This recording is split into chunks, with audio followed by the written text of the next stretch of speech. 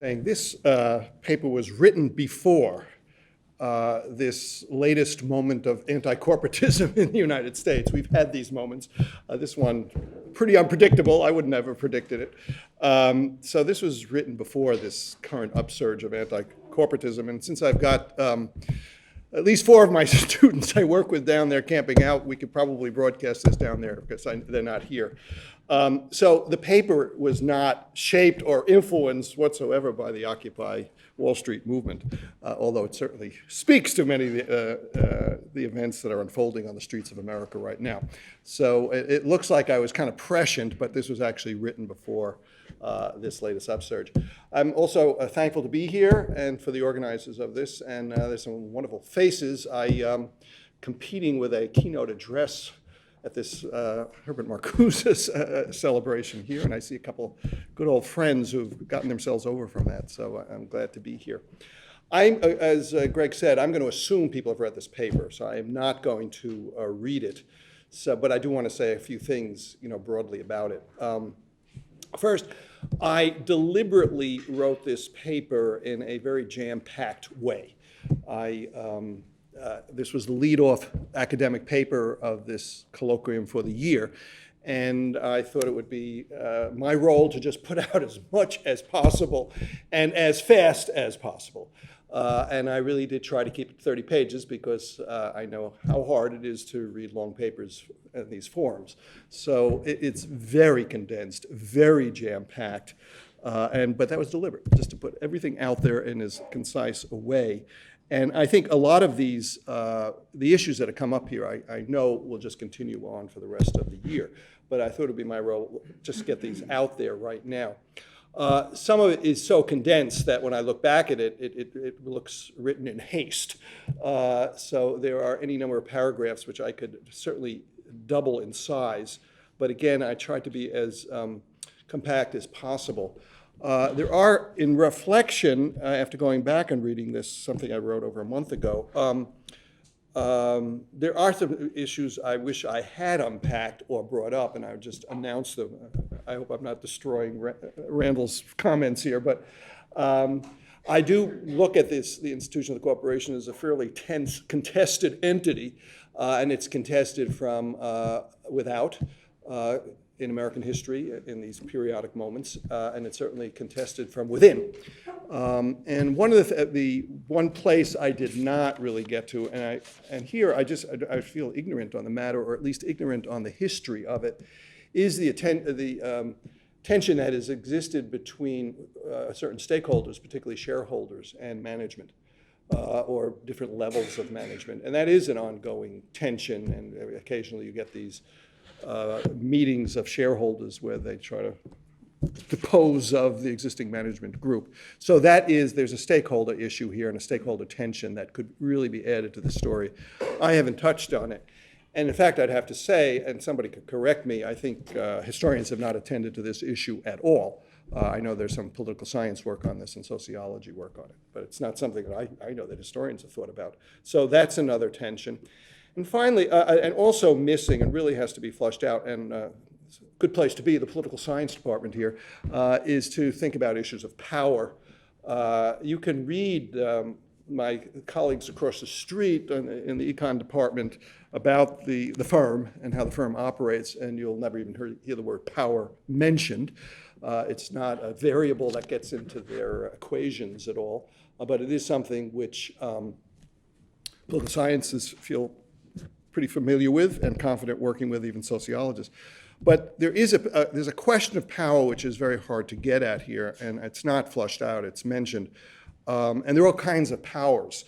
I mean, when I very quickly raised the issue of corruption, that is a kind of very direct power that those people with resources have to influence legislation in all sorts of ways on behalf of these large-scale entities.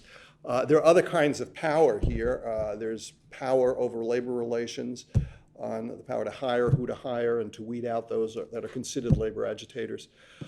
There's power over discourses, how it's presented to the American public, and I think there's part of this could be about even the evolving discourse of the corporation to particularly after these muckraking days when the corporations were being attacked a century ago, on how they use the media, their brand naming, all sorts of things to encase themselves, and sometimes as benevolent institutions in our society. So it's quickly done about power, and I need to unpack that, and I really would like to hear more from people about this issue, but it's not something that, for instance, Al Chandler deals with at all. And when I have read the theories of the firm literature, it just never comes up. So there's an aspect that has to be unpacked, and it's done pretty hastily here.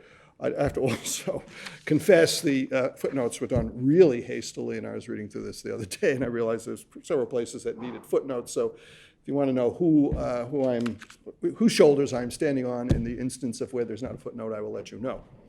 So anyway, my purpose is really to get as much on the table as possible in a compact way, and there are areas that need to be unpacked, and I welcome any suggestions here. In fact, I believe the goal of this symposium is eventually to have published articles in some volume, and any feedback you give me will be very helpful in that. The other thing I want to say here is that there are some obvious arguments I make here, some of them fairly provocative. I want you to think, and among the most important, I'd like us to think of corporations as fairly plastic entities. They are plastic entities. Structurally, they constantly shift. And there are certainly oscillations between impulses of centralization. There are times when they let centralization out to have more divisionalized and decentralized structures. These are plastic entities, and they do respond to agents who challenge them from the outside, and they do respond to agents within side. So one thing I hope you get from this, and I will stick to my guns on it, that corporations are fairly plastic entities. They are not carved in stone. They are also sites of contestation, and these contestations often occur in periods. It's not continual, but they are sites of constant contestation, and thank goodness I have the Occupy movement here to say that the contestations still continue. And there are various kind of contests going on. There is certainly a contest from the outside, and for a good period of American history, we are seeing the corporation challenged in the late 19th and 20th century, very deliberately from organized farmers, and then from various organized middle-class peoples also challenging. So they have been challenged, they continue to be challenged. And there are also contestations from inside as well. They have not, despite all of the attempts at having, rule of law and accountability systems and clear systems of accountability where everybody should be occupying the niche and do what they're supposed to be doing, the amount of dysfunction within these corporations is very notable and has been throughout their history. And then it's not just the dysfunctions that have certain informal kind of resistances, like long coffee breaks, but all sorts of other kind of resistances of the informal and also the formal nature here, and that should be appreciated too. I have to say, though, and this is maybe an argument I'd like to hear people challenging, is that I find, looking at this historically, is that many of the challenges to the corporation, certainly in the 20th century, have actually worked to embed them further. That the corporation is not challenged as an entity per se, as it often was in the 19th century in the name of a vision of a small producers republic. But often some of those challenges further ensconced the corporation in sometimes unanticipated ways. And I think labor has contributed to that in the kinds of moving towards the kind of contractualism and proceduralism that was involved in reaching labor contracts with the large-scale corporations. In very few instances is the actual being of the corporation challenged. But lots of gains are made for workers. Real important gains are made by workers in that contractualism, and particularly in undoing some of the capricious kinds of decision-making that can happen in these large-scale organizations, and did. So there are challenges that, ironically, do embed the corporation, and certainly politically, one of the greatest ironies for me is anti-monopoly politics. That there's the anti-monopoly politics of the Jacksonian era and the 1890s, ironically contributed to the merger movement. It ironically contributed to a notion of these as private institutions rather than fulfilling the public good or the common weal.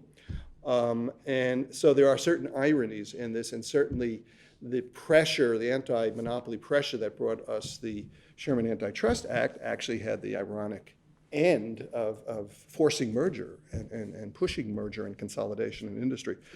Of course, that occurs in different places in different ways, and that's another thing, that corporations are a part and parcel of the societies they operate in, and a part of the layered political and economic milieus they operate. We do have different kinds of histories of the corporate entities if you look to Germany, France, or Great Britain. So that has to be appreciated as way. They do vary. I mean, they vary in function, they vary in purpose, they vary in structure, both across time and across place, and that's part of their plasticity as well. So that is a lot of the major themes that I hope you all picked up as you read this, and if you haven't read it, those are my major themes. What still troubles me, and this is mentioned twice but not dwelled on, is a question I think not just for today, but I think overhanging a whole year's work, is what is it exactly about this entity, the corporation, that raises concerns, raises anxieties, and puts people marching on the streets? And of course, it speaks to issues of democracy and citizenship. What is it exactly about the corporation? Because you could just take a kind of Weberian position here that it's not the corporation per se, it's large-scale bureaucratic institutions. This could be big government, it could be big labor, it could be big foundations, whatever. This is a problematic of the problematic is hierarchically organized organizations and institutions, and not the corporation per se. That should get some of our anxieties and what are the challenges for senses of citizenship and democratic practices. And I don't have any answers to this. I think we have to wrestle with it if we think that there's something particular to the corporation and its role in citizenship and democracy. And I wonder what that is. And I speculate on a number of things in the essay, the extent to which corporations still are creatures of the state, although it's easy to be a creature of the state this day with just filling out a piece of paper in Harrisburg to become a corporation. But initially, they were creatures of the state, and initially, before they had a privatized sense to them, they were created for supposed public good, or at least national economic power building. So is it the connection to the state as opposed to other kinds of large-scale institutions like the one I exist in right now, and which we're sitting in right now? Or is it, and this might get closer to it, this issue of ownership and shareholder ownership, which is the source of some of the anxiety and some of many of the tensions here. And in our own time, we know the extent to which executives have felt or have taken a very short-term approach to their institution's progress by having a return to shareholders and shareholder value. That has had all sorts of implications, and we're dealing with the economic crisis of that kind of short-term understandings of what the practices and what these institutions should be created. So I don't think I have an answer to this, but I kind of raise it because as I was writing, I realized, there's a subject matter here that any large-scale organization, privately owned, publicly owned, be it governmental, military, or whatever, could raise the same issues that I raise here about tensions and their both power to rankle people and get mobilization, as well as their powers to kind of placate people. and immobilize people. So I don't have an answer to that, but I would certainly, if somebody has got it, it should be on the table here, but I suspect we're going to be wrestling it for the whole year. So I thank you and turn it over to Randall. Collegial body granted the right to meet collectively, to make decisions, and to hold property. It was an important institution in medieval Europe.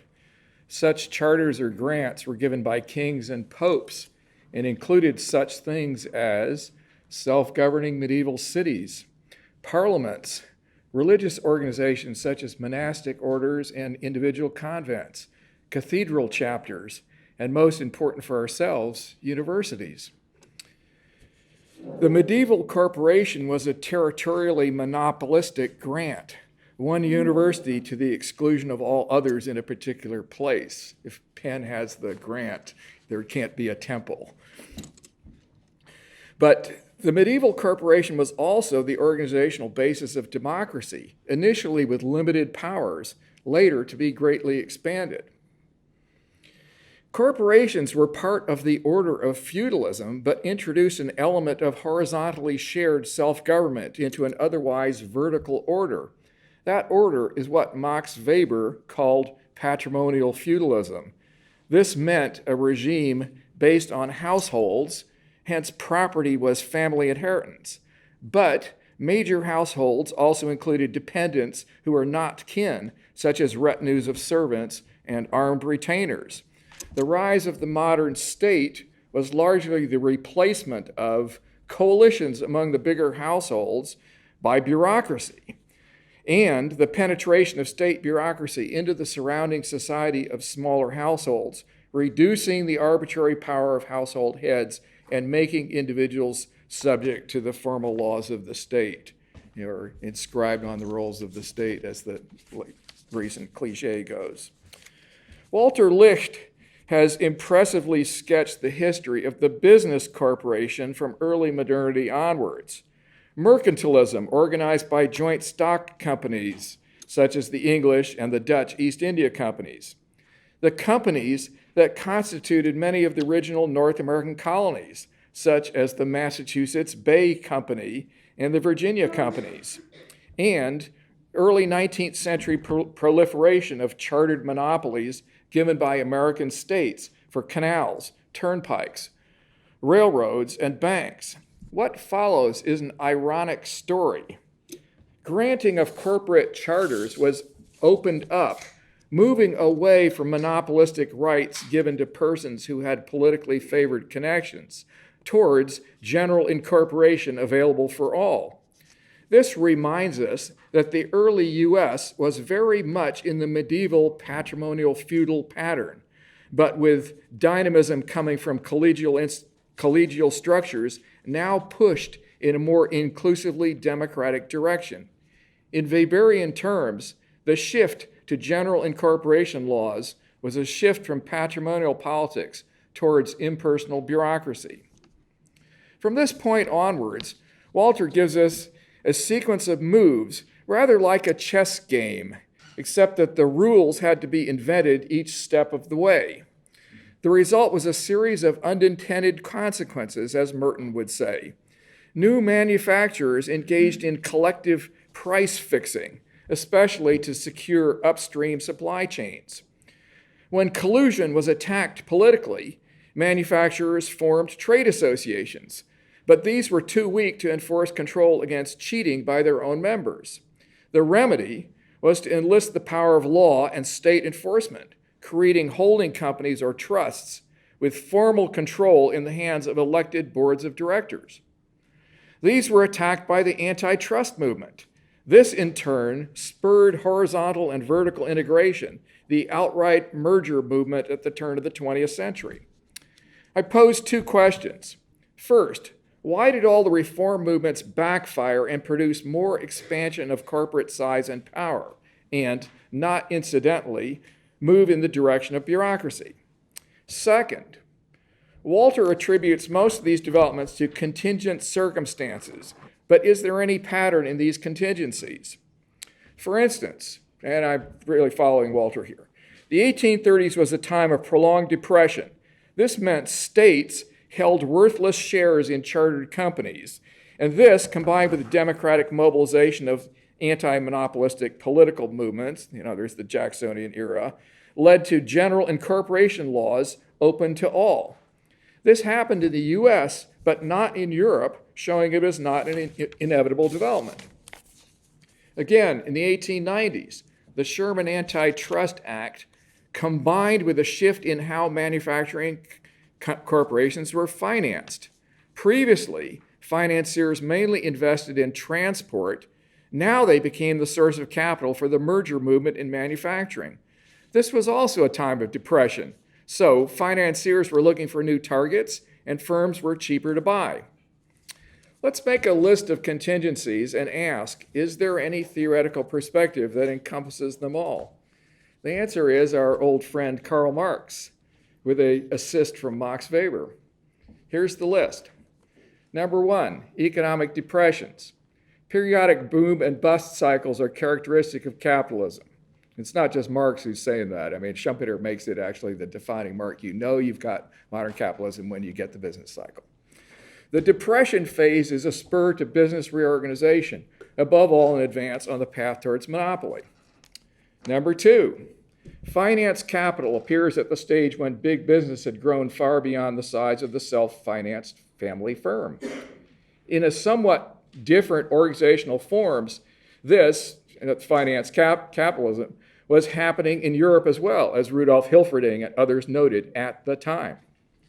Number 3, the U.S. peculiarity is a weak federal state above a pluralism of states holding legal powers for economic regulation. Businesses could shop around among various states for the most favorable incorporation laws. Alexander Jernick, who's sitting right over here, his dissertation research in the sociology department is on why New Jersey and then Delaware, and not some other states that were in the running, ended up getting the bulk of the incorporation business. The American situation is analogous to what Emanuel Wallerstein says about the rise of modern capitalism in Europe. The world system structure is distinctive from the empire model because the world system is a loose plurality of states without geographically wide-ranging coercive powers that could have stifled capitalism. This allowed capitalists to move to the states with the most favorable conditions for enterprise. In this respect, the United States of America was a mini world system in its own right.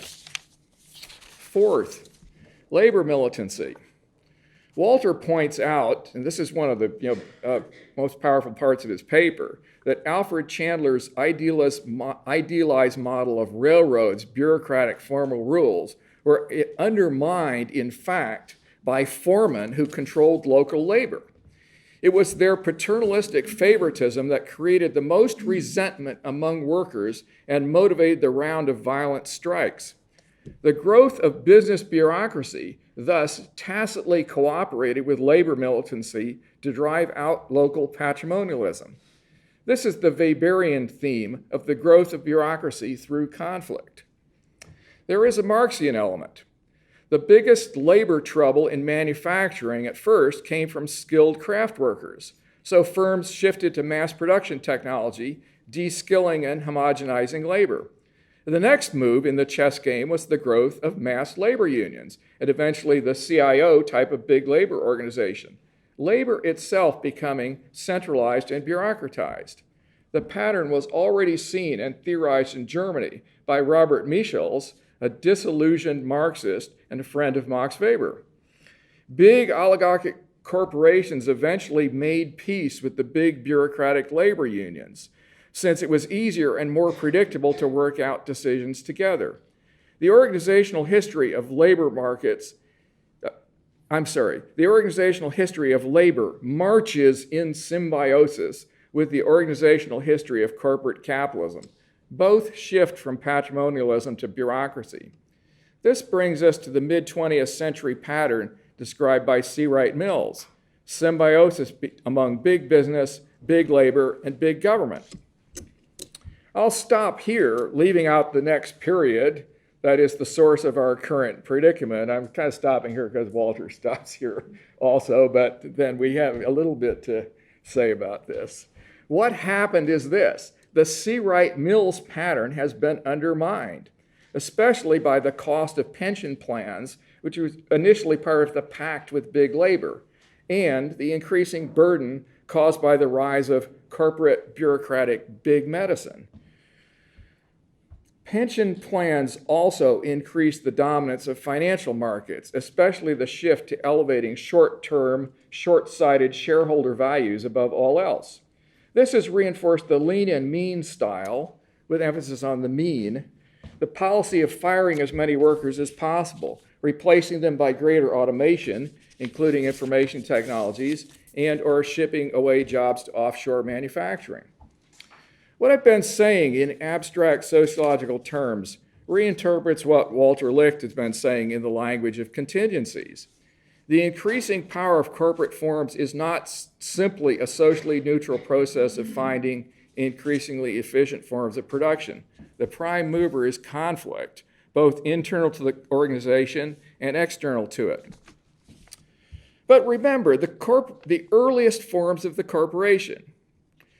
Medieval corporations were an alternative to feudal hierarchies. Corporations being both more democratic and more altruistic.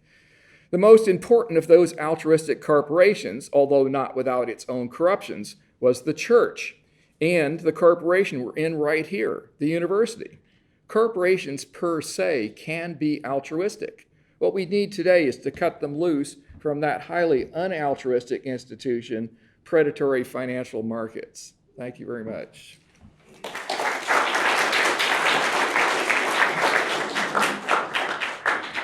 I forgot one of my responsibilities, which was to tell you that we actually have another session coming up in 2 weeks, which is going to continue to address some of the issues, especially that Walter Licht raised at the end of his talk. And it, in particular, is going to be Philip Pettit of Princeton University. He's going to be giving his paper on Responsibility Incorporated, and Eric Orts of our very own Wharton School Legal Studies and Business Ethics will be commenting on that paper. So that comes up in 2 weeks. And again, those of you who came in late, you want to get on our list. It's Chelsea, raise your hand, and Chloe to see. And so we're going to move this now to the phase of Q&A, but first we give Walter a chance if he wants to come back up and respond. Gosh, you got great provocation here, Walter. You're saying contingency. Randy is saying, no, actually, these are patterns that we see that really extend beyond the contingencies of what was happening in the United States. So if you want to, or if I can coerce you into doing that.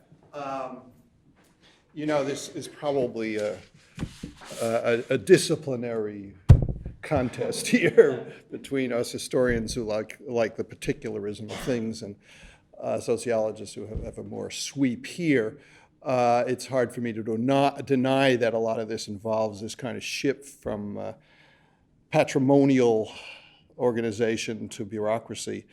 I guess the historian in me says just too much is lost in just that claim, that there is a history here.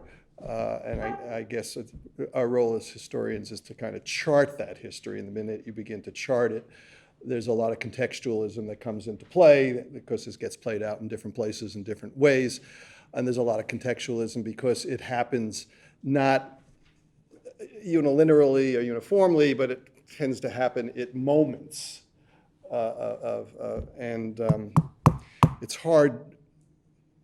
If one is attentive to the moments, it's hard not to think of contingency here, rather than seeing this as an inevitable sweep, an eluctable sweep to bureaucracy, which I think I was trying to, Weber was sort of the shadow over this paper, and I was trying to get away, as most historians will, appreciating Weber, from this sort of ineluctable march towards greater rationality, greater organization, and bureaucracy here. And I guess the knee-jerk response of any historian is to say, well, this doesn't happen uniformly, either across time or space, and one has to understand the particulars of space and why we get this surges of history making at different times. And the second you do that, context becomes very important, and contingency becomes very important. So I don't know if this is a disciplinary warfare, but that's what I would answer here. Okay.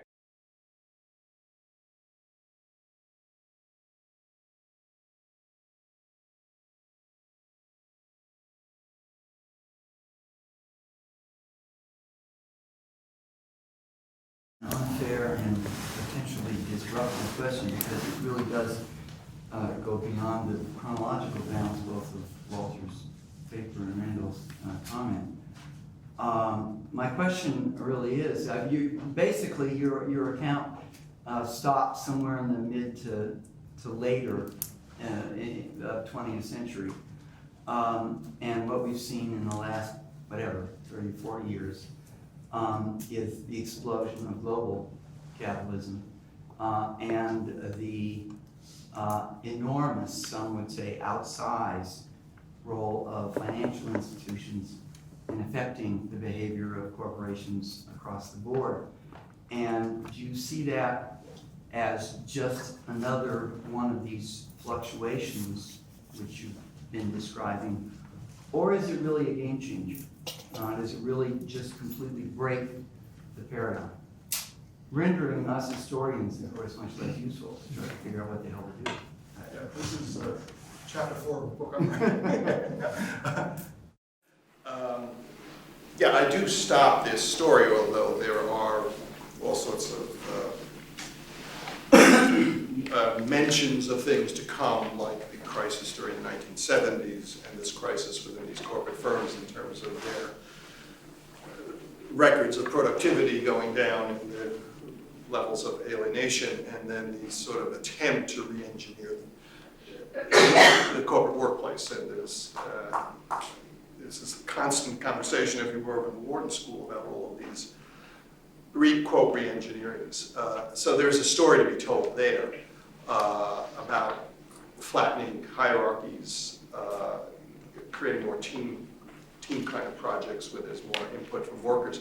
And I think in a response to the kind of crisis literature of the 1970s, which I referred to, which is both a public crisis in places like the HEW report on work in America, to the crisis that you see in all business papers as well as the academic critique that you get at Fordism at that point. And there's certain ironies here because a lot of this critique comes from the left, from people like Harry Braverman and others, and you begin watching this experimentation within these firms to, in some way, democratize them. So that has nothing to do with globalism. I'll come to that in a minute. So there's plasticity in the firms themselves and the 70s, 80s crisis. Now, has that been other than cosmetic? You know, with pastel, they've got pastel walls now, different colored walls. So instead of the old suggestion boxes, people work in teams. The jury is out on that. Our colleague here, Peter Capelli's research says that most of it is cosmetic and often jettisoned the minute bad times come along and go right back to managerialism. So there's that tale of these firms that I would say is missing from this paper, although there's overtures to it. The issue about these formations becoming international is not in this paper, and probably should be in the next version here. I know how Al Chandler would handle this. He would just say it's kind of a more extension of the kind of divisionalized structures that these managers conceived as early as the first decades of the 20th century, but now your divisions are all around the world rather than just in the United States. I've actually, before he died, I heard him speak to this issue. So that you can take the Chandlerian model and just widen it to an international place. And whether we like that or not, the Chandlerians will do that. As to the new role, or the recent role of financial capital, it is a different role, although than one would see in the late 19th and early 20th century in the kind of merger movement, this underwriting of consolidations, often for just the paper profits to be made in this mergers and acquisitions. And that's why into the dustbin of history, though, many of these corporations formed in the late 19th and early 20th century. And a lot of people made out pretty well in just the paper transactions, the quickie paper transactions. I think there's something new happening in our own times, and I would briefly say the following about it. The great statistic here is the report of the 2010 census of where, if you had the aggregated profits of all sectors of the economy, the financial industry now accounts for 40% of all profits. Now, if you looked at that historically, it was never between 5 and 8% historically, so it's now 40%. And manufacture costs, which had been starting at 50%, is heading down below 10%, which is hard to believe. So you're getting, some people have called this the financialization of the economy. And why is that happening? Why the financial industry's grown? It's been so important, and they act as global actors as well. And here I maybe should add this, but I think you can watch this beginning in the 1950s when, here I could use Marx here because I think you've got a really classic accumulation crisis where you have these major American corporations ensconced, at that moment able to control world markets and world resources. And you watch managerial decisions in the face of where they know there's going to be competition happening, not remodernizing plant, and beginning the process of outsourcing and things like that. And you're not watching capital put back into capital accumulation processes. You may hate J.P. Morgan, but that's what he did. He was in the business of creating, well, for him, more rationalized capital capacities here, because he consolidated what he thought was duplicative capacities. But what I think happened then is that you took this surplus capital from this accumulation crisis to invest, and it needed to find something to be put into it, and Wall Street was very good in figuring out this crazy set, the beginning of the crazy sets in the 1960s with conglomerates, and then junk bonds, and then swaps and things. They began to figure out all these wacky instruments that people could invest in, particularly those where there was amassed capital. And that, to me, is a shorthand for what's happened recently with the financialization of the economy. And I think it comes from, Marx would call a classic accumulation crisis, where capital fears investment, actually fears investment, at a point at which they think they can control markets. Of course, they couldn't. I don't know whether that should be put into this paper, because it takes us a little away from the corporation as a matter of concern. But there is something, it's interesting. I think the next great historical work is going to be about, within business or history of capitalism, is going to be in the 1950s and early 60s when we get into the archives of GM and U.S. Steel and see those managerial decisions where they could have given less shares out, less money into dividends, and poured it back into remodernization of plant, and not a single one of them did it. And they knew full well what was happening in Japan and Korea and West Germany. I mean, they knew the handwriting on the wall, but they just were sitting kind of pretty there. And those dollars were available for speculation. I mean, it's classic. This happens in history. Those dollars are available for speculation. And to the casino they went. Rogers, I think you're up next to the exact. But I'm not sure this should be added. Someone advised me whether this piece should be added to the paper. I wasn't suggesting, I'm just curious. Yeah. I feared you were going to talk to me about something in early America, which I've got wrong. Roger. Well, the paper does so many great things. I'm going to ask you about something that only alludes to whether or not you make this paper. It's up to you. But arguably, you might call more central to the definition of a modern business corporation, and perhaps to the history of modern business corporation, is limited liability, which but don't really make a central part of the story. And this limited liability means that the state is granting special privileges and immunities to the persons, and especially the owners, involved in corporations. They are made to have reduced liability for the economic consequences of their actions, and for many tort and criminal liabilities as well. They're reduced. Because full penalties can't be inflicted on the individuals. And of course, we do this to encourage entrepreneurship and investment, and it succeeds in doing so, but it thereby achieves the goal of making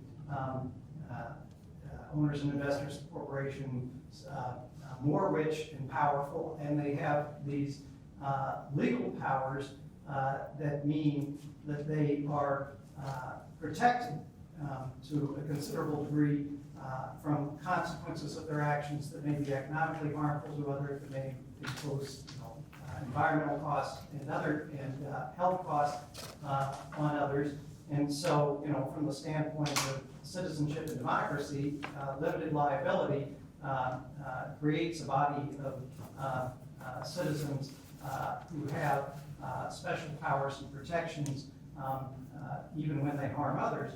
And so, to me, that's a central part of the definition of the modern business corporation. I wonder if you agree with that. And the second part of the question is, but I know that there is a substantial history of contestation over the scope of limited liability and the particulars. I know there is such a history, but I don't know many of the details of such a history, and I'm wondering whether contestation over the extents and types of limited liability shouldn't be more part of the story. Anybody else want to touch on this? I hope you will. Well, I'm going to bow to you on this, Alex. Okay, Randall and I are working with Alex. okay, I think the limited liability is less of a question because it's settled quite early during the 19th century, I believe. But so I think that's less of. It may be a less subject of contestation, but then that may mean that you have a significant structure of corporate empowerment that becomes an enduring feature in ways that continue to have consequences. I think so. In one way, I think though, I want to say something about like the enduring consequences. I think it's very easy to find a contingent, important turning point, and anybody can do that by pointing to a law, because there are many laws that get passed and then they get shifted. So, for example, I think part of the argument with that there was an important anti-corporate movement in the 1830s, and that had an important consequence later on. I think that argument is wrong, because the state where incorporation or modern incorporation did emerge was New Jersey, where they had less of this movement, and they had a special law regime up until the 1870s, which was kind of buttressed by one of the most important corporations in that state, the Cabot Amboy Railroad and Joint Companies. So I think you need to look at the changes in the law, but also kind of actor investment in those laws. So, for example, were there corporations actually using them? Were there powerful actors that kind of acted to maintain those laws? And I think that's how you can get at which changes in the law, which moments in time were important later on. So I think that's an important point about that. And so, but another point there, I think that it's not so much about limited liability, but the really important point here is the role of the state, which we didn't talk so much about, but I guess is part of your question as well. Because, and it's true that general laws were seen as kind of opening up or democratizing the process of incorporation.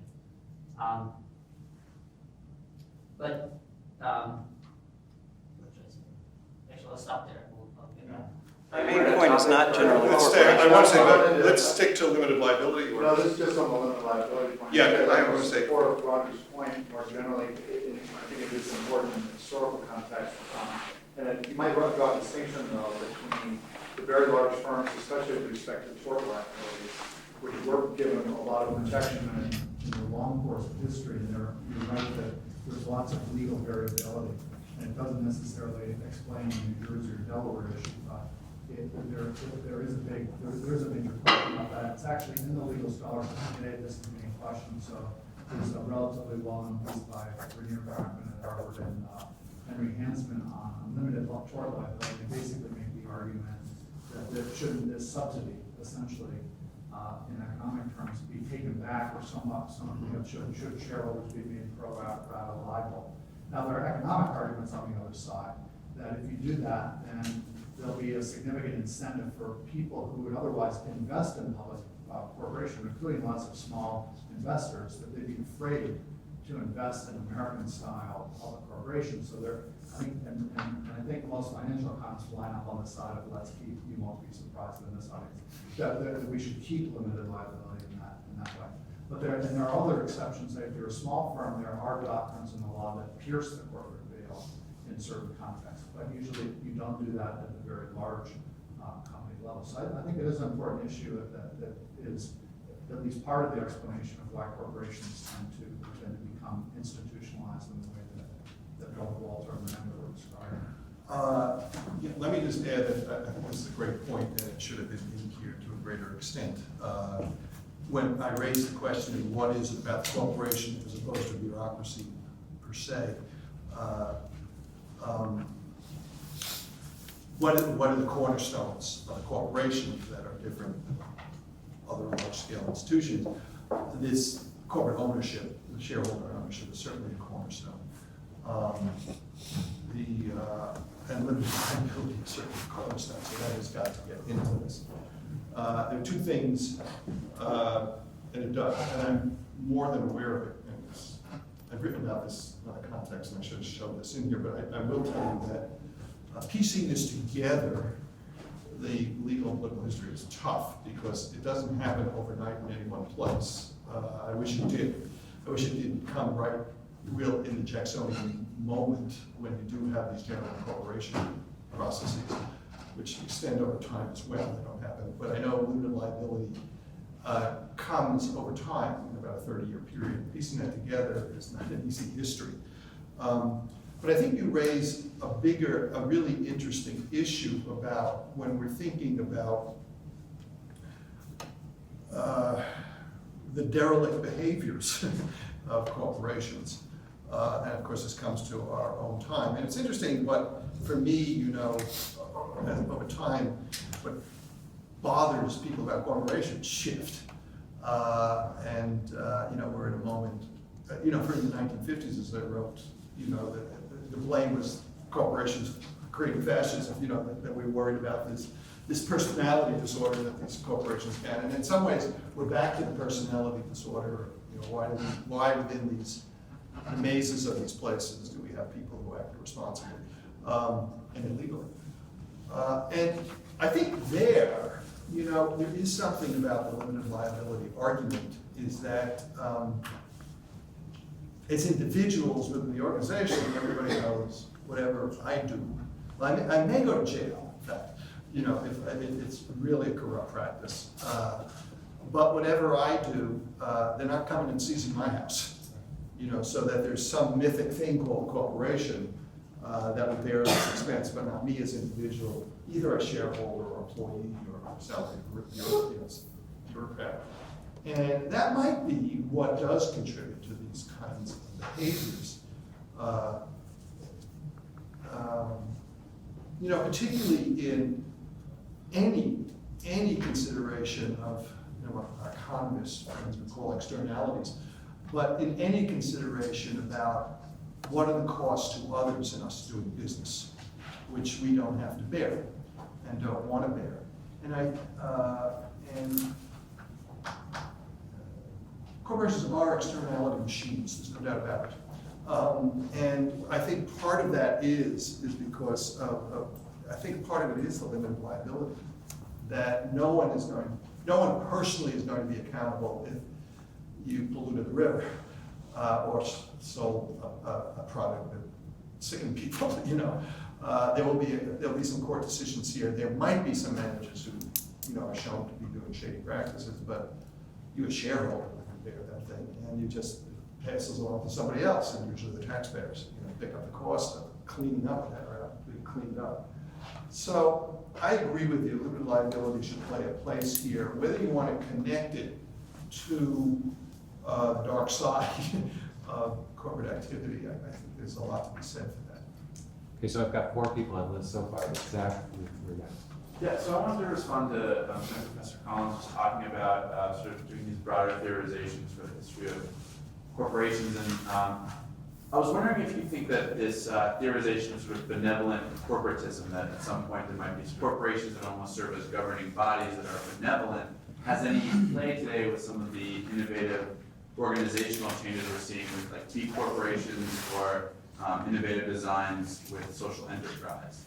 So, it's very antithetical to what we're seeing in some of the Occupy movements, but, can corporations, will they ever be an agent of social change? And is anything we're seeing in organizational structural change in corporations indicative of that or in the other direction? Well, I'll invoke another sociologist here, Emil Durkheim, who's writing exactly this time at the beginning of the 20th century. And when he talks about enemy, he's actually thinking a lot about labor conflict. And so his answer is, we need to have kind of more corporate, kind of enterprise. I think he actually uses that term, am I right? Oh, Jeff? yeah, but more like okay, neo-medieval corporations. Yeah, so Not like we these. we want to have, kind of corporations of, professions and sort of a way of, I think it's actually related to his anarchist sympathizers, which are like, okay, we're going to have enterprises, but they're going to have much more of a kind of a collective self-ruling thing, and the ethos is going to be altruistic. Now, the big problem, of course, is, well, how they relate to the outside world, and, but one thing seems to be certain: if you relate to the outside world through a very competitive, individualistic equities market, it's going to, put tremendous pressure on the corporations not to be altruistic. But I think there's certainly, lots of historic examples. The further back you get away from that kind of, financialization, the more they kind of look like that. I think actually the East India Company, the English East India Company, was real paternalistic, where John Stuart Mill worked for them, and it's kind of like, I don't think he was, totally, just spinning ideology about the altruistic side of it. Okay, I have Adam. Did anyone else want to speak to this issue of corporations being socially responsible, or are they inherently impossible for them? That's sort of, well, the hand up. Okay, yeah. Jump off it. And my question was going to be about involving nonprofit corporations more in your analysis of the business corporation, because I think they have come to fill that role of the altruistic side of the corporate sphere. And you get that, just think about Carnegie, Rockefeller, all of the great corporations that got busted up or survived to various degrees. We now view them in a very magnanimous light because they are tied to this other form of corporation. Similarly, in the 1830s, you had nonprofit corporations were really heavy in the story because they were a refuge of Federalists during the Jeffersonian times. And so I think in both cases you have this sort of flip side to the business corporation, the social corporation, the nonprofit corporation that kind of needs to stay with the story. I felt like in the paper it was there in the beginning and then it went away. That may just be my own personal biases in this, but I think that fills out that story of altruism a little bit more interesting. Well, again, I have to come back, these are kind of plastic institutions, and they can have their moments of benevolence. You can watch that benevolence jettisoned. There's a kind of crisis, and they have to go right back to the bottom line. And there's a constant history of that. I don't think there's anything inherent in them that they cannot devote a certain part of their surplus capital for benevolent purposes. That it probably furthers their business and the good public relations they get. And I think it's probably rationalized as such. I'm sure there's some altruists in this thing that feel maybe we should be a better neighbor. And we do get these moments, you know, 1920s was famous for welfare capitalism, you know. But they're often not sustained. I mean, it is interesting to watch how they get jettisoned. And I don't know if they're inherent to the operations of these corporations, particularly when they are faced with competition and their bottom line issues, and also when they're faced from shareholders, you know, who are going to want the return of that surplus into dividends, into adopting a school, you know, or something like that, or releasing some of their people from pro bono work or something like that. But I'm not sure there's anything inherent to it. I just think it's a tension within these firms. I mean, it's not, for me, it's not coincidental that you see all the great philanthropic foundations emerge, whether it's the Rockefeller Foundation or the Ford Foundation or all of Carnegie's good works, in an age of pretty damaging muckraking going on, you know, and they are up against the wall in many ways. Called all sorts of things, plutocrats, magnates, etc. And they're facing a good deal of opposition from the communities that they operate in, and from workers within them. And Carnegie was, I'd like to think his altruism comes from his lineage. I think his father was a Chartist, very active in the Chartist movement, and I'd like to think that altruism came from that lineage. But it's not coincidental that a lot of these initiatives come during a period of political attack. And uncertainty, by the way, how that political attack will work itself out, in terms of antitrust suits and things like that. So, but again, they're adaptable. They can respond.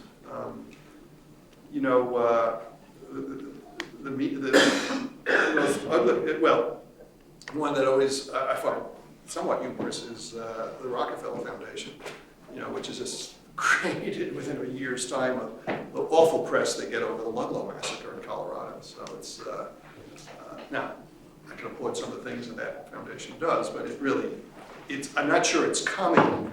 That one is coming from an natural altruism. That is in action. That is absolutely in action. Carnegie might have been a little different here. He's shaking one legs. But I don't know if there's anything inherent in their operations that prevents this kind of almost social responsibility. But I think there's a lot of bottom line thinking about it. Is it affordable? Are there payoffs in good public relations or whatever? And I don't think it ever comes from pure altruism. Anyway, I can give you some examples of people in corporations asking me to consult about civic engagement with my work with Civic Caps. It's pretty clear they want some photo ops. That's all they want to do. So two quick questions. The first is, I'm wondering, I was struck by your phrase, because this was originally going to be my question about how corporations are powerful. These are externality machines. I didn't make that up. No, I know. So I was thinking in the sense of, say, Michel Colon's type of analysis of reduction of externality, form of labor, power, etc., that's necessary to produce something as an externality as opposed to as something endogenous, essential to a phenomenon. I'm wondering if that might be one way to think about, a lot of the aspects of this history in terms of how the corporation seeks to control the terrain upon which it's trying to embed itself or becomes embedded through these kinds of struggles. And also in terms of CSR in general. Here's one way I would try to force it to be a little more responsible. Unlike the National Baseball, where they have to put a lot of money into farm teams to develop their skills, corporations get away with murder in the sense that they are relying totally on outside agencies to provide the basic skills that they can bring these workers into pretty fast. No one wants to teach word processing in General Motors, right? There's an assumption here. And so you would think actually they would be a little more concerned about the state of education in American life. But here, you know, here's an externality in some sense. They are, someone else, us taxpayers or citizens who privately fund their children's education, are basically funding base knowledges and expertises that these people can just pick up without a cost and not spend a penny for it. There's some in-house training and stuff like this. I take that to be an externality, and could you convince them that since you're getting away with murder here, that you should devote more attention to, or even financing to, the state of the public education in the cities that you operate? You know, that would be an externality. You know, you always think about the forward problems here. The rivers, you know, they pollute the air that they pollute, and have them responsible for that cleanup. But you could also think of it backwards as well, about what all the assumptions they have. I mean, they operate that we do have we have a transportation infrastructure here. So stop fighting for low corporate taxes. You know, that takes a lot of money. You know, you can play that argument on them at what is given to them, often through public programs, whether it's infrastructure development or education. And they should pay up the cost of this because they're getting a lot of advantage of it, and not argue to lower their corporate tax rates. Raise it. With all of those infrastructures. I don't know if that's what I'm answering your question. Yeah, it is. So I mean, it's interesting to take the externality argument and talk for not only they clean up what they messed up, but also what they assume, which has come through public dollars. I wanted to return to the question that Rogers asked, put it a slightly different way, because it connected about limited liability, because it connected to two things. It connected to some of the points Randy made, and also points that you raised at the end, saying, what is it about business corporations, especially, etc. And I think this is really, for me, the key thing about limited liability. It's certainly about everything that I've read in the 19th century about why many people found the idea so weird.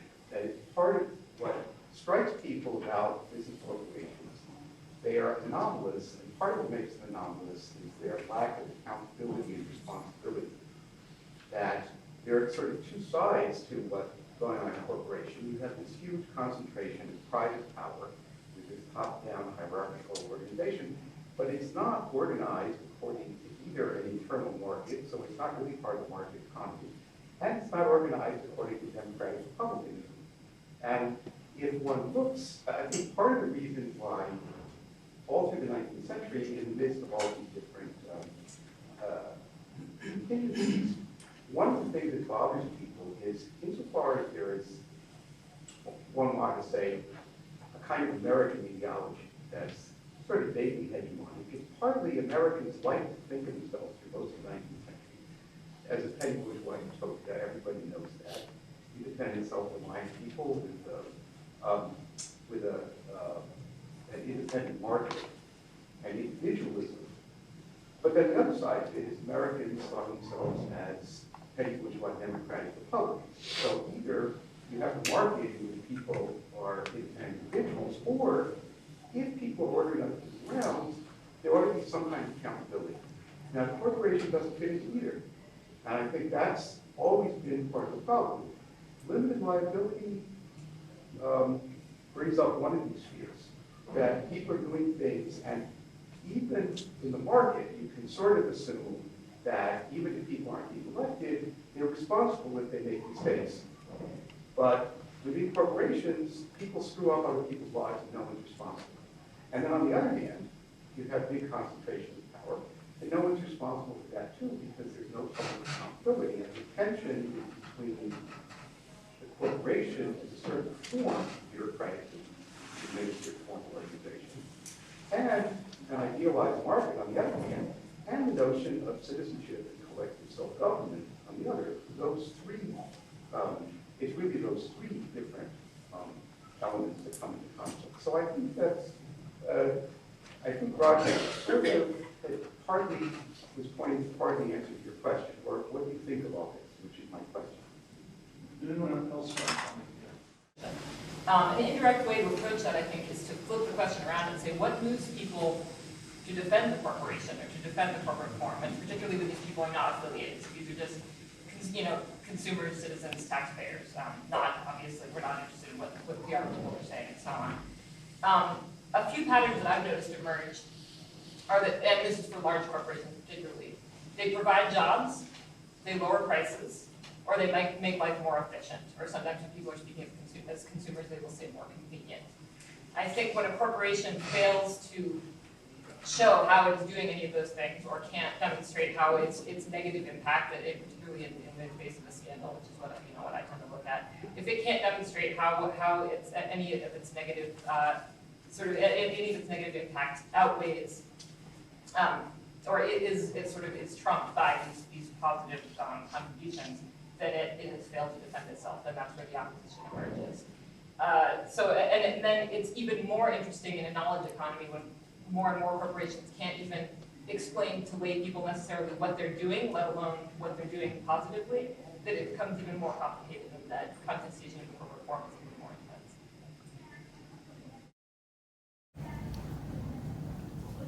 Yeah, I would come at this stuff from like a global perspective, and one thinks about the transformation from 1970s on, and what Randall Collins was talking about, the world system perspective. So now, rather than it just being a question of the U.S. and the American market, it's just a global issue. So it extends outward, right?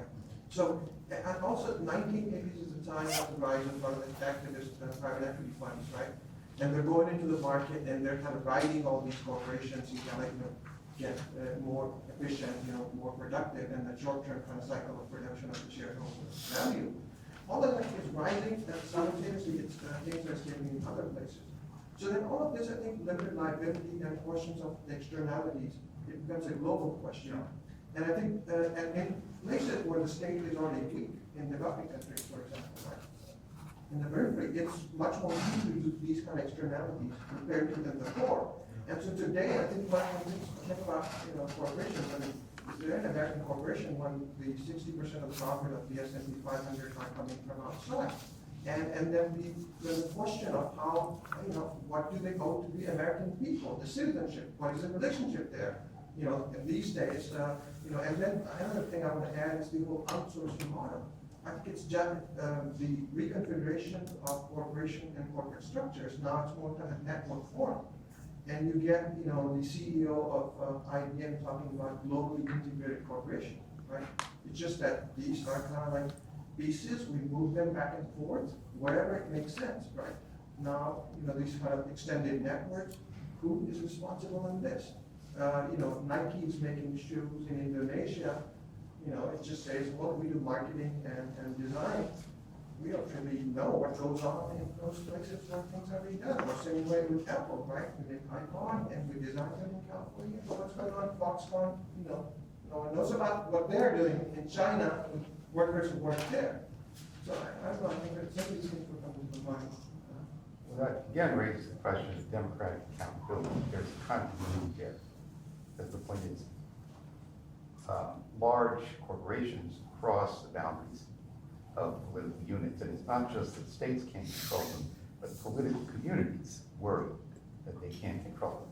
You already see this with the East India Company, and with planters in the West Indies in British politics back in the 18th century. But in the American context, that's been a really central theme. Let me just add here, but this is a great conversation, it should be extended. There are several Rubicons that keep getting crossed, and each crossing you further ensconce these beings. I think the second they became divorced from commonweal principles or even charters which did state the terms on which they should operate on responsibly. When we went to these general corporation laws, that's Rubicon number one in the certain coming of privatization. And you don't see that anymore.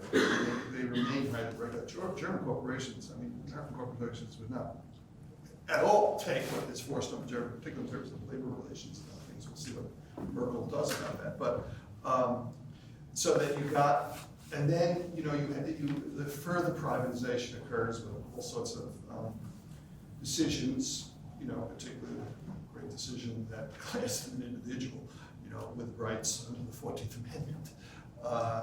It's another step towards privatization. And I think even some of the antitrust decisions are a further Rubicon in where you began to get the principle. I write in the paper that, interestingly enough, the person who really busted these things up was Howard Taft, with a very strict reading of the German Antitrust Act. And if anybody had 50% of market share, bust them up. I don't care if they're good, bad, or indifferent in how they achieved that. I don't think he was averring to a small producers republic, but I think did have this feeling that bigness is bad per se, and that kind of control is a restraint of trade. But then the courts ultimately come down, and really it just ensconces the corporation again. Then they're here to stay, and it just might be a matter if we can determine whether there's any illegal behavior involved here. It's not the biggest. And that's what these terrible disputes, going against IBM or Microsoft, to find some smoking gun of a really corrupt illegal practice here. But the fact the corporation lives, it just has got to abide by certain aspects of the law. So there are these kinds of moments to where I think you get them more and more divorced from any sense that they are entities that come to be because there are expectations that they will fulfill the public good. And we're long gone from that. It's funny about the defense of the corporation. I don't know if you saw James Livingston's op-ed page in yesterday's Times, and I had read James Livingston's manuscript. This comes from the left, by the way. Livingston's from the left. And he's hunky-dory, let these corporations produce all they can do and produce all these goodies, and his own notion of small producers republic was ridiculous anyway. And let these big guys produce what we can. We should have some regulation of them, and maybe we should control the kind of inequalities as well that occur. But there's a kind of a left kind of justification of them because they do what you said. Galbraithian socialism. What? That's Galbraithian socialism. Yes, They it used is. to call it That's Eastern right. Europe. That's right. Well, they have some kind of powers to them, but let them do what they can do, and we'll all be better for it. Don't worry about too much about what they do. And so that was amused because Livingston is taking this defense of the corporation from the left side. But I think, in my thinking about it, all of these sort of elements where we get further and further privatization, and then we have someone mentioned here in terms of the outsourcing, the greater deployment of contingent workers and stuff like that, which is really getting into a, rather than that whole hierarchical sense of that will engender loyalty and discipline from all the rewards within the company. Now you're gone easily, and there's no loyalty to you whatsoever. This is constantly coming. I don't think there's one kind of Rubicon, but each one builds on the other. As to the global phenomenon here, and it's something that I think needs some thought, how the extension of these to places around the world, which raise all sorts of issues of who they are accountable, is maybe something absolutely new. Because it's unclear whether Americans have any hold whatsoever, the American government has any hold whatsoever, and in fact, there are places with big states holds but you can counter organize. I mean, nothing doesn't come every year with a report on why there was a strike here or a strike there. They're not going to sell themselves at the university store. So you can have that kind of consumer, a bit of demand on having some kind of practices which are not damaging people and environments. Does that make consumers get too big up a deal in the story there? I mean, how much can consumers really be informed? No, I wasn't, right? If no one pays attention, like you came up with one report, something hits the mainstream media, then people hear about it. No, I mean, we can do this in universities, I don't know. If you get Walmart, well, you cannot get Walmart to do it. You put Walmart has put all these firms in the third world to produce.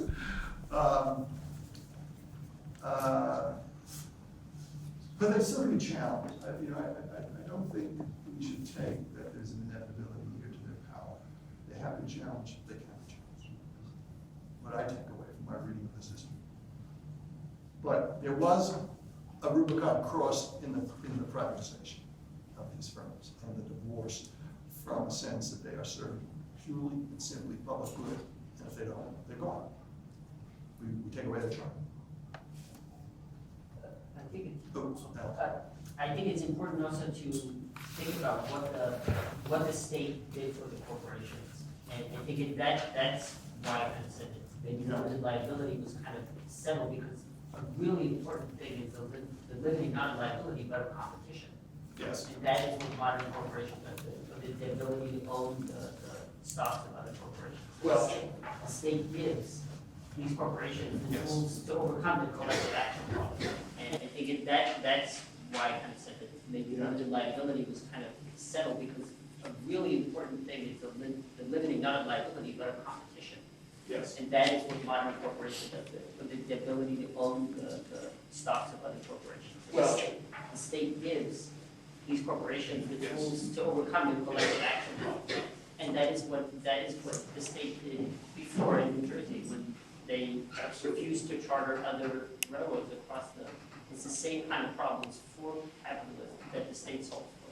But also, they solve it because they also get something out of it, right? Because for the state, it was the politician, it was a way of financing and not raising taxes. Those two liberalizations of chartering, two things going on here. The allowance to them to hold shares of other firms, which allows them to hold control companies across state borders, and also allowing interlocking directorships, which to me really is just, should be thrown away under a reading of the Antitrust Act. The states went ahead and allowed directorships, and Morgan, of all people, was great. He had his guys on every board, everywhere, and they knew how to control production, So yeah, those kind of, quote, liberalizations of the Delawares and New Jerseys and what the state allowed them is very critical. I agree with you. Yeah.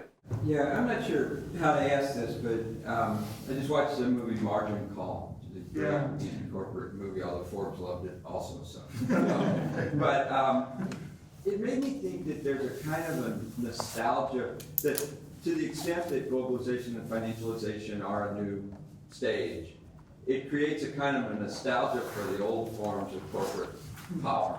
So there are engineers in that movie who choose to work on Wall Street. They could be doing useful things like creating infrastructure, but here they are in a financial institution. So this question about who defends the corporation, I think even within the Occupy movement, there's a kind of a tension between being an anti-bank and brokerage movement and being explicitly an anti-corporate movement. I think you see both of those things, but I think there's a kind of a sense that, well, Caterpillar, yes, but the banks are terrible. And it's kind of a very fanciful political position that you can have one without the other. But I wonder if there's not a kind of a looking back at those older forms in more rooted forms than themselves highly exploitative in a new light, looking back from financialization and globalization. No, I'm daily receiving reports from my students, and I am struck by certain of the confusions there. Because it's on one hand aimed at all of these hedge fund guys who, do gazillions of dollars, and then the inequalities. So, and it says the word corporate came up, but I don't think they're examining the corporation necessarily. I don't even think they're examining the global corporation at this point. So it should.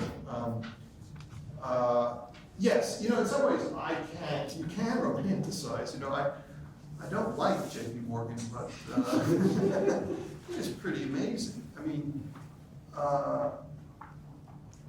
there was corruptions here, and there were, for the services he provided and the commissions he got, and the awarded stock, which he sold immediately. They're talking about no accountability. Put that thing out there, advertise it, get rid of that stock as fast as possible before the thing goes under. But when you do see what he, so here's the romanticization, that he put extraordinary capital capacities together, and in probably more efficient ways than they were when they were competing on killing each other. And so jobs were maintained and things like that. I don't think, if anyone can find me one piece of evidence that a hedge fund equation produces more jobs, I'll stop the criticism of hedge funds, but they're derivatives. That's exactly what they are. They're derived from something which bears no relationship to economic activity. It's a little gamble upon a gamble. And that's what derivatives are all about. They're with a relationship to actual productive capacities. So none of these algorithms, which your engineers are physicists, we don't put a physicist into academia anymore because nobody's hiring physicists. They all go to Wall Street because they are terrific at these amazingly complicated algorithms for the nanosecond buying and selling of things. But all of it is highly derived from actual productive capacities.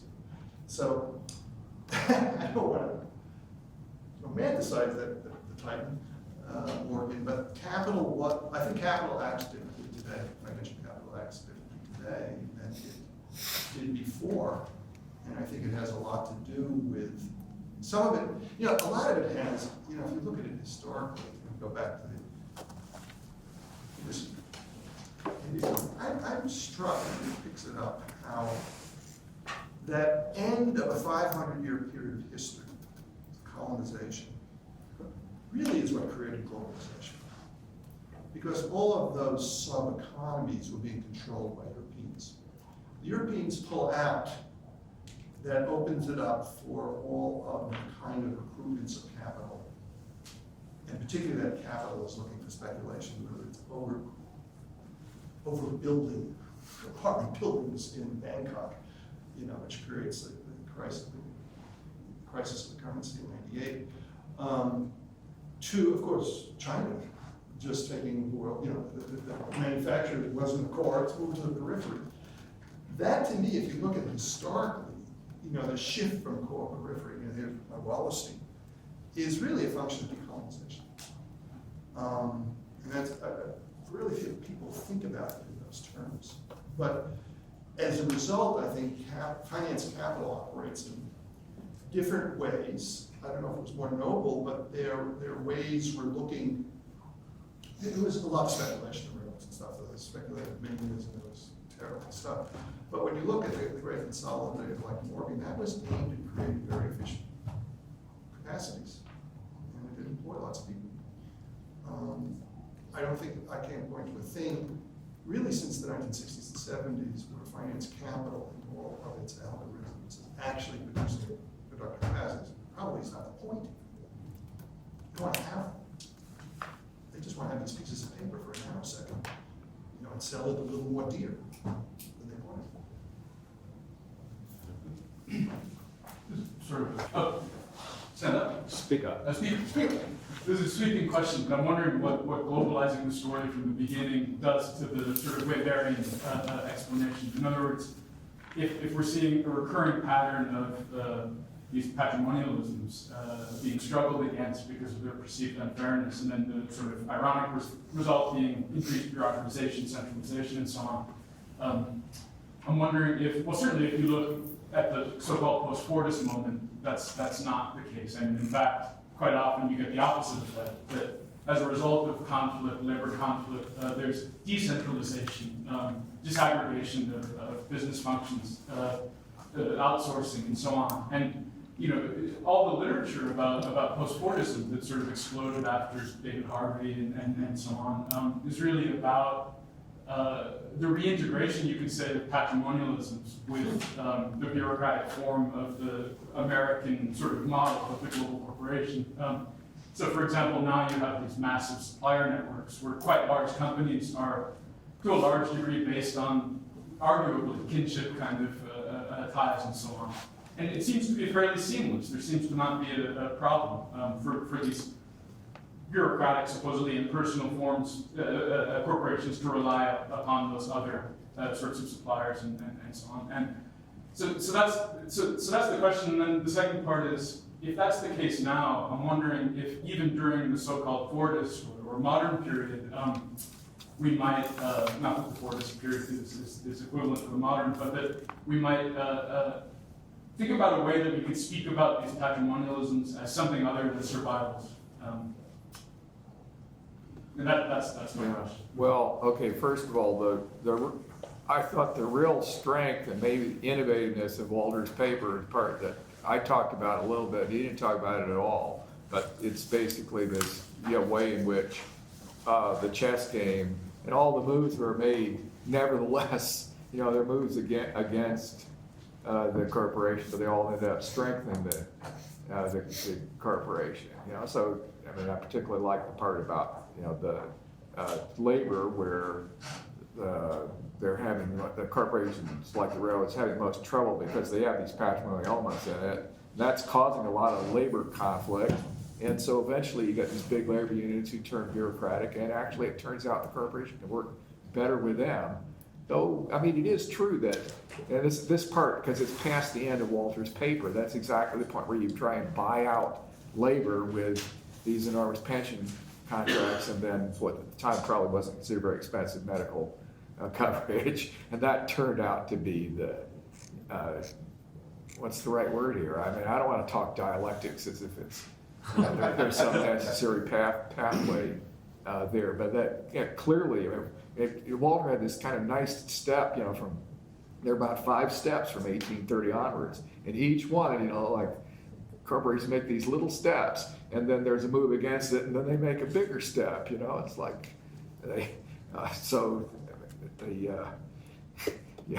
accuse Walter of being dialectic here. Oh, well, I'll accept that. So I want to put myself on the list. And Well, I actually answered your question about the kinds of disaggregations we're seeing in bureaucracy. To certainly moving away in some ways from vertical integration to relying on supply chains, be they in Sri Lanka or wherever, that can get you that gear. To the outsourcing of the contingent workers, but you would have that as a reversion within the varying language. It wouldn't be a reversion. In other words, that let's not look at it as a reversion, or as a survival or return of previous forms. That it's a new form that seems to integrate both kinds of organization. I don't see a return to patrimonialism anywhere. It's sort of the opposite of that. It's like, everything is much more impersonal, clearly, I mean, there's still almost no personalism in big corporations. I talk to, some of these students at Wharton who come back from the corporation, it's like, they talk about how if you don't do this or that, you get fired. It's like you kind of expect it's a culture of, like we keep individual records on you and we're ready to fire you. Right? So that's sort of the opposite of patrimonialism, which is really these personal relationships. So you kind of establish, these are your people, and I take care of you. You have to be loyal to me, but I take care of you. That's how Japanese capitalism to some degree, Yes, and right. now Chinese capitalism, That's exactly which are both the specters that sort of haunt the U.S. Japanese and Chinese seem real different. It's like Japanese, well, they were really, patrimonial inside that framework until they got into their. That's hollowing out in Japan. They got into their corporate responsibility for workers, it's enduring. Precisely, yeah, and that has a lot to do with the way in which you get it's really embedded in different kinds of political relationships and the role of unions and this whole culture of cooperation between different organized interests, which is not far from Durkheim's notion of moral regulation Yeah. and corporatism. I mean, Germans can make it work, most of them can. In a lot of stuff about back before the whole communist world suddenly collapsed, if you recall, the last decade and a half, there was a lot of work on what they started talking about this in China, but then also in the Soviet Union, what they called communist neo-traditionalism, which is a very bad way of putting it, but what they were basically saying was that within the ideal of these societies was a mono-organizational society.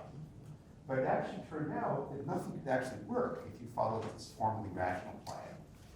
However, what was developing was not the market, but everything depended on these strings of patron-client ties and personal relations and the aggregation of power in particular fiefdoms and so on.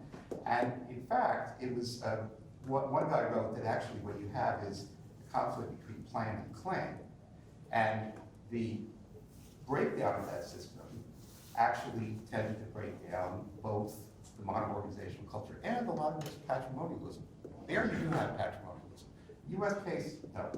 But in these other cases, yeah, I mean, a lot of this, one has, dare I say it, right? You have a dialectical rhythm in which these different elements go back and forth. And there is a reassertion of the market over bureaucratic control. That's a lot of where the outsourcing comes in. Still just as depersonalized, this is one of Faber's insights. They're just different versions of impersonal rationalization.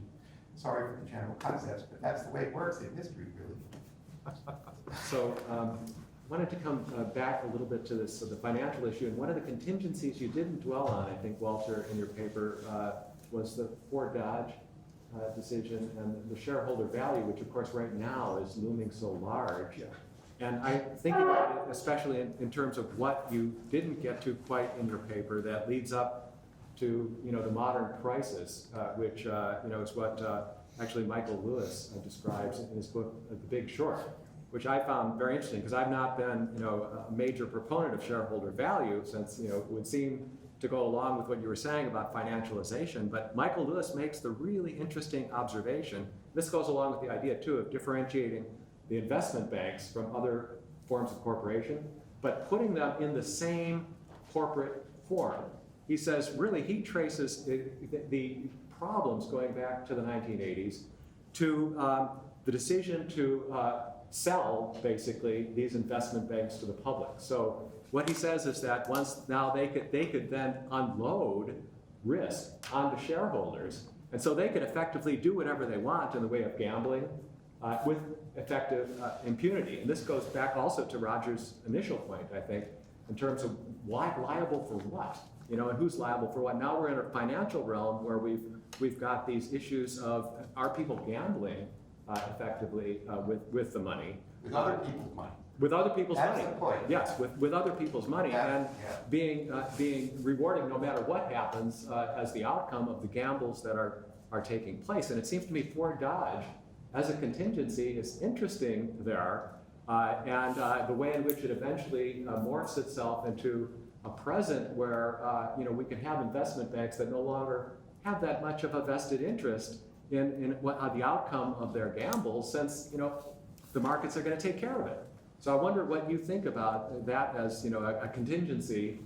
Maybe it's a contingency, maybe it isn't. I don't know, but it certainly seems to be something that's crucial to an understanding of where we are today. And if we're going to trace the history of the corporation, the corporate form clearly playing a role in there, since it's saying treat the investment bank like a corporation with shares that we can sell to a public. What's our product? Well, our product is profit off of the gambles that we're going to make. We're gamblers effectively, and we're going to make profit off of that. But if we don't, then it's not our problem really, because the shareholders will take on that risk. So gamble with borrowed money. Well, that effectively, yes. Also, I think finding a graduate student, because to look at this historically about the tension between top-level corporate management and shareholders is really would be interesting. I don't know anyone who's done this, certainly in all the Chandlerian work. I never even think was approached the issue. We haven't, we know it contemporaries, and I just don't know, is it just reared its ugly, its head, forget ugly, its head in recent times this challenge to management from shareholders, or is there a history of this? Berlin means. Yeah. Well, Berlin means, yes, but Berlin means, wind up basically with the managers winning. Right. Because, Yeah, they think the manager's control. and basically the shareholders become totally dissociated in the sense that, let me read my quarterly reports. I might get a little angry, but maybe I don't. This is different, where we're beginning to get groups of shareholders challenging. Now, the other thing you want to know is, who are these groups challenging? Because they may be big, this may not be democracy. Mm-hmm. It may be large holders of these shares who are kind of pissed. And it may not be the democracy of shareholders. There is no democracy of shareholders, because what does it take? 3% of the Mike and Milk is the world. yeah, you need 3% of shares to control these companies. But you would say. And yeah, part of the nature of the problem now, right, is how many shareholders either own shares for, an average of 15 seconds or so, high frequency trading, as you mentioned, or institutional shareholders. Those tend to be the long-term shareholders. And then these are large bureaucracies with interests of their own, such as CalPERS or something like that, the biggest pension funds in the country, which, sometimes their motives are questioned as well, on democratic terms or not. Yeah. It'd be interesting to see in some of the great labor upheavals of the 1930s, what shareholder positions were, where they negotiate this damn thing, let's get back to work and get these guys out of sitting in the plant, or were they pretty angry? Why are you, this is going to hit the bottom line. Why are you doing this? It's going to, and I don't know if anyone's worked on that at all. It occurs to me to put, again, Roger's point for a different direction, before one gets to the question of shareholder challenges to management the organization, there's a whole question of how you get the dissolution between them. And the phrase I used before, I think, was money. That was the book by Randall. Yeah. Other people's money and what bankers do with it. I mean, and the notion that both corporate managers and especially financiers were using other people's money in a totally irresponsible way with no accountability, that's an old argument. And you get periodic challenges from that point of view. Yeah. And that's separate from questions about the organization and workers, or the organization and local politics, and or the organization and buying up, Congress. But wouldn't you say that the Berlian mean Galbraith era, if we can call it that, for which some people do have nostalgia for that, because at the time, everybody worried that it created these soulless, impersonal bureaucracies, the organization man conformism and so on. Now you have this situation of total insecurity and individual predatory behavior. So a lot of people worry about that. But the argument that they were making was that the organization had been able to get effective autonomy both from shareholders and also from financiers. And that's the transformation of the last couple of decades, that the financiers have come back. The financiers, you went back to the J.P. Morgan era for historic analogies, but the comparison might be again to the Galbraithian era, when you had a lot of the big mega corporations really were autonomous, and they were just sitting around, doing nothing while Rome burned. And now you have finite capital coming back in a really big way. No? Yeah. Well, what's must remember about Galbraith is that he felt a check on all this with these countervailing powers. Precisely. Unions, government, whoever else you get. Well, that was a different model. Yeah. The notion was, and also the scientific and educational estate, people like himself, right? But no, his assumption was, let's give up the notion that we're in the age of the small man. We need bigness, it's actually good, but you've got to have countervailing powers that are equally big. That, hasn't quite worked out.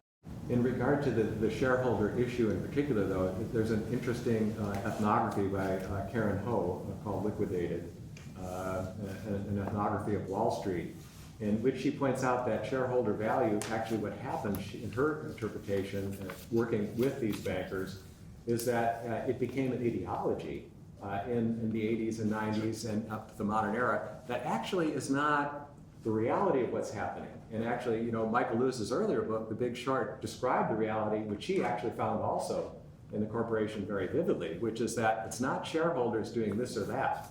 As Michael Lewis says, I think at the end of Liar's Poker, he says the way all this happens is, a 25-year-old kid is sitting there at 12 o'clock at midnight at his computer, and he says, what industry can we invade today?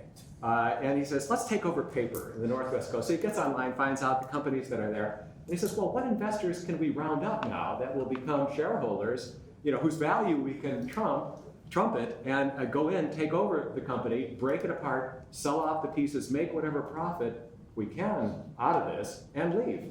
That's the end of it. So it's the shareholder value not as the reality of what Ford Dodge envisioned, but rather as a kind of ideological pretext for moving and making deals and moving the money around on the part of these banks, which are now effectively unchecked by their own shareholders. That's the kind of irony of the shareholder value. This was also KKR. I mean, it's the beginning of 1980s and private equity. They were the, this was like big companies like KKR. They were up there. They were all this stuff in 1980. Yeah, I think this goes back to 1980. 1980. Susan Strange talks about casino capitalism in Yeah. the 1970s, formation of global capital markets and now. Right, but I think one of the key contingencies I was trying to point to is the way in which the banks, went public effectively. Well, they sold themselves to the Well, it's not shareholders. only that their own top managers would be paid off in shares. Yes, And futures in yes. shares, and that changed the game also, that changed the name of the game as well. Can I ask this greater leverage that the bankers, that the financial industry has today, we've just been describing, how does it originate? Does it originate simply through inventions of new capitalization devices, investment technologies, if you will? How much is it dependent instead on the weakening of the powerful American manufacturing corporations whose management might have been able to do more to tell the banks what to do rather than the way around in a previous era? How's the shift in power coming up? Well, I think, when we begin to get some histories of this, I think the story will, as I alluded to, will start in the 1950s. When you watch firms deliberately not modernize the plant. Right. In fear, by the way, that they would lower prices and be too much competition because they stupidly imagined that they could control world markets and world resources.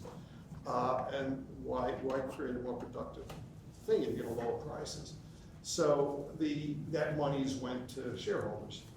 And I think, to me, the first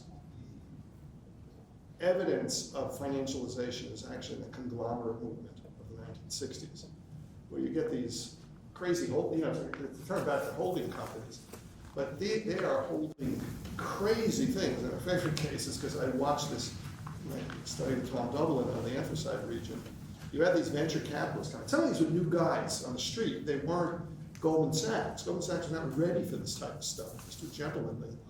They come in and they start buying up all of these at nothing a share, these deteriorating mining assets that can make some money selling it off. But the biggest thing they do is they use those assets to show bankruptcies for tax purposes, and they use it for collateral to start buying and selling firms. So at one point we had one of these that came in here, supposedly on the mines, which were not working anymore.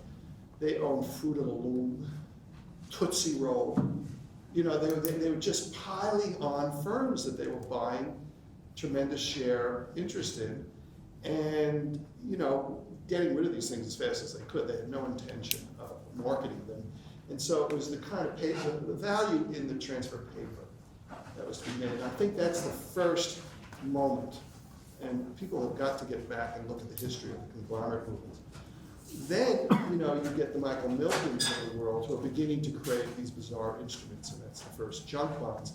At the same time, the Bears and Stern guys are working on all of these swap derivatives and things like that. It's interesting that Goldman Sachs is actually late to this game because it's still patronymial. You know, in fact, they're the last to go public. And there's an interesting discussion in Goldman Sachs in the 80s on whether to go public because everyone else has begun to go public, although they all get merged, so you know names. And they're the last to go. But once they go, they're in the business of putting their youngsters into the work of creating packaging these new instruments that they can sell to pension funds or to high-end investors. So I think this really begins in the 50s, the story of financialization. And it's sort of David Harvey-like. What I'm arguing here is that kind of accumulation crisis and investment crisis for capitalism. Okay, I think we have time for one more question. And, for instance, Greg pointed out the issue of reality. Reality is such a complex idea, and this goes into the whole issue of epistemology and its limits. So what is wealth? What is cost and benefit? Who's benefiting at whose cost? These get embedded in complexity of consequences. So I would borrow from Aristotle's realization of potential that reality necessarily must consider consequences. So what we see is essentially perception and not reality. And so if you look at maximizing shareholder value, are we maximizing perceived value or real value? Is it enduring value? These are very complex questions because you cannot have sustainability without resolving conflict of interest. So, for instance, Randy said, what is driving these corporations is not efficiency but conflict. I would say it's a search for efficiency for maximizing shareholder value, which creates conflict because it's based on perception. So you see, these are the issues which you pointed out about philosophical problems of measurement. And for instance, when we measure net income, we consider revenue as involving revenue recognition criteria in generally accepted accounting principles. But one of the criteria is measurability of future economic value. If they are not measurable, they are not included. So it's a whole epistemological problem that seems to be. I think you're exactly right, and I think it gets worsened in an age where you can peddle these things by the nanosecond. In fact, human beings are not even doing it; algorithms and computers are doing it. So, I mean, talk about reality. No one asked for it. What these securitized mortgages are. So someone has stapled 30,000 mortgages together. How could anyone assess what is the actual reality of something you would have tangible, if you were to unfold this thing? But I think the point of a lot of the sale is that I'll be holding this not very long. It's going to be sold again to some Argentinian, somewhere, in Argentina, some place like that, for some portfolio, and it moves around. 24 hours and we move around in 100 different portfolios. So talk about reality. And there is a reality of homes out there. There are supposedly people paying their mortgages. But you've gone to a stage of a staple item which no one can even understand its tangibility. And that's why I think you get the collapse of confidence in these things as well. You can think of this as being meta levels of exchange. So there's fairly simple exchange, and then you get instruments of exchange. And we've pyramided that, way, way up there. And as you get far up into it, it really is hyperspace by the time you get that's pure construction. Well, my perception of reality right now is that we've passed the 6:30 time, and I don't know whether that's right, but we usually move to the food, and my perception also is you guys did a great job, and thank you all, including the audience.